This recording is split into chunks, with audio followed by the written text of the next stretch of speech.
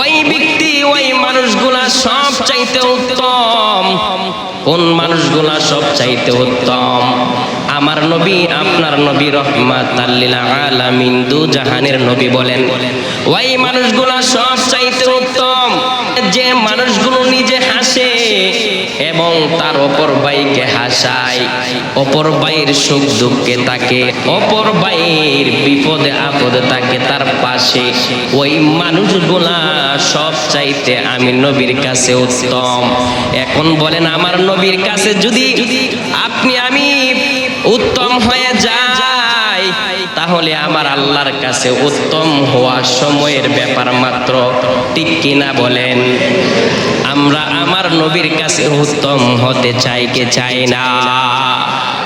কান খুলে শুনে রাখুন, অনেক মানুষ আমরা আছি মৃত্যুর আগে ডাক দেই, ইমাম সাহেব হুজুর, হাফেজ সাহেব হুজুর আসুন। কোথায় আসবো? আমার বাড়িতে আসুন। আমার আম্মা অসুস্থ, আমার আব্বা অসুস্থ, আসুন আমার গৃহে। গিয়ে কি করব? যে আমার আম্মার সময় মনে হয় শেষ, আমার আব্বার সময় মনে হয় শেষ, একটু তওবা পড়াইয়া দিতে হবে। এমন লোক আপনি আমার সমাজে আছে কিনা? আল্লাহ বলেন, আমি ওই সকল বান্দাদের বান্দীদের তওবা কবুল করি না যারা মৃত্যুর আগে তার যখন সময় শেষ হয়ে যায়, মুমূর্ষু অবস্থায় যখন তাকে রে, আমি ওই বান্দাদের তওবা কবুল করি না। কারণ তখন তার জবানকে আমি আল্লাহ বন্ধ করে দেই। এমন অনেক লোক আছে, আমরা তওবা পড়াতে গেলাম, এর মানুষ তওবা পড়াতে গিয়ে দেখি ওই মহিলা মুখ দিয়ে কোনো কিছু উচ্চারণ করার শক্তি তার নাই, ওই বৃদ্ধ বাবা তার মুখ দিয়ে কোনো কিছু উচ্চারণ করার ক্ষমতা তার নাই। এখন বলেন, যে উচ্চারণ করতে পারে না তার জন্য কি তওবা প্রয়োজন নেই?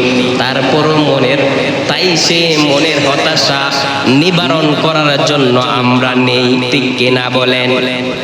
আল্লাহ বলেন, হে বান্দা, হে যুবক, হে যুবতী, তোমার যখন সময় আল্লাহ দিয়েছে, যখন তুমি টকবগে যুবক, তুমি গুনার কাজ যদি ভুলে করিয়া থাকো, তাহলে তুমি আল্লাহর রাস্তায় ইস্তেগফার করো, আল্লাহর রাস্তা তওবা করো রে যুবক।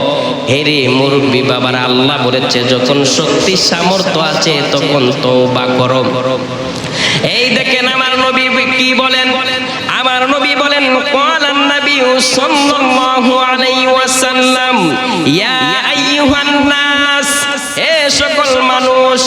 আমরা জানি আল্লাহ বলেছেন বিসমিল্লাহির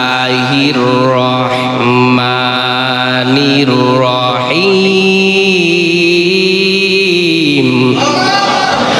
ওয়া মা খালাকতুল জিন্না ওয়াল ইনসা ইল্লা লিয়াবুদুন। আমার আল্লাহ বলেন, হে বান্দা, আমি একমাত্র বানাইলাম। কাদেরকে বানাইলাম? জিন এবং মানুষদেরকে বানাইলাম। আল্লাহকে বলা হয়, আল্লাহ আপনি তো সকল কিছু বানাইছেন, আরে সকল কিছু বানাইলাম মানুষের গোলামি করার জন্যে, সকল কিছু বানাইলাম মানুষের গোলামি করার জন্যে। কিন্তু দুইটা উত্তম জাতি যাদেরকে আমি বিচারের আওতায় আনবো, কোন দুই জাতি? ওই জাতিগুলা হইল মানুষ জাতি আর জিন জাতি।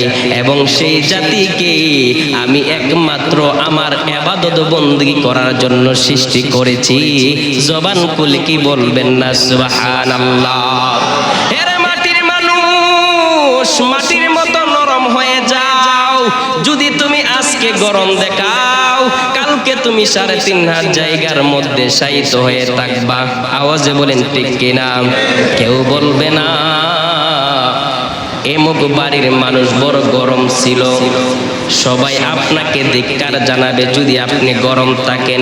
এর মাটির মানুষ, মাটির মতো নরম হয়ে যাও।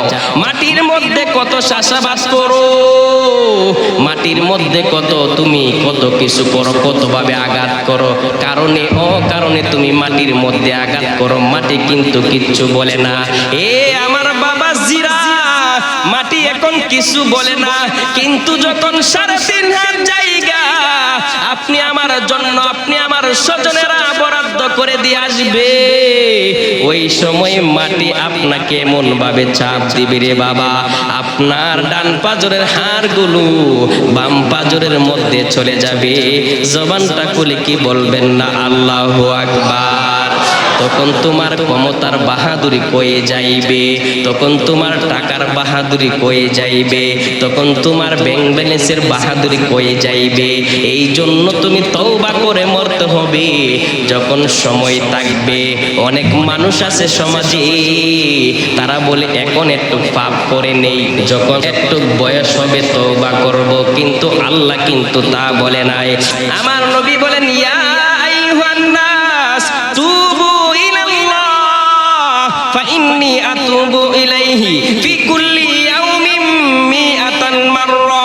রাওয়াহুল মুসলিম, মুসলিম শরীফের মধ্যে আমার নবী বলতেছেন, হে আমার উম্মতেরা, হে আল্লাহর বান্দারা, হে মানব জাতিরা, শোনো শোনো শোনো, আমি নবী আল্লাহর কাছে তওবা করলেও চলবে, না করলেও চলবে, তারপরেও আমি নবী আমার উম্মতের জন্য আমার আল্লাহর কাছে দৈনিক 100 থেকে 99 বার তওবা করি।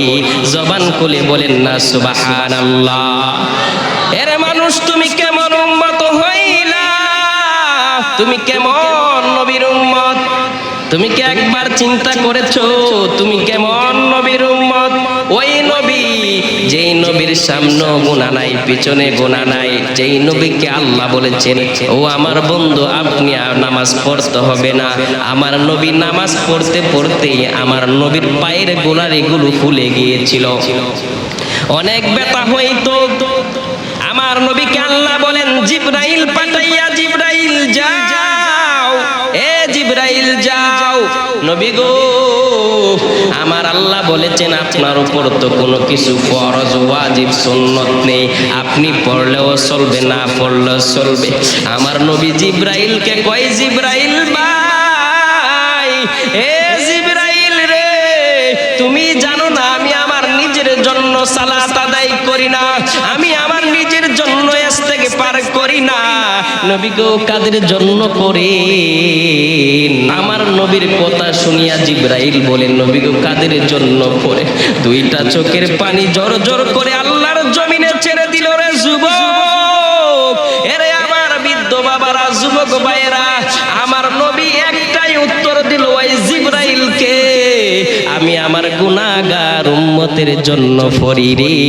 সবাইকে জবানটা খুলে বলবেন না ইয়া রাসূলুল্লাহ। তুমি কেমন মুসলমান হইলা, তুমি কেমন ইমানদার হইলা, যেই নবীর আদর্শে আদর্শবান হইতে পারো না, যেই নবীর আদর্শে আদর্শবান হয়ে তুমি মসজিদে আসতে পারো না, যেই নবীর আদর্শের মধ্যে মুনাফিকি নাই, তুমি মুনাফিকি ছাড়তে পারো না, যেই নবীজির আদর্শের মধ্যে সুদ নাই, ঘুষ নাই, জিনা নাই, ব্যভিচার নাই, সেই নবীর আদর্শ তুমি গ্রহণ করে সুদ ছাড়তে পারো না, জিনা ছাড়তে পারো না, ব্যভিচার ছাড়তে পারো না, তাহলে তুমি কেমন নবীর উম্মত হইয়া কেমন মানুষ হইলা?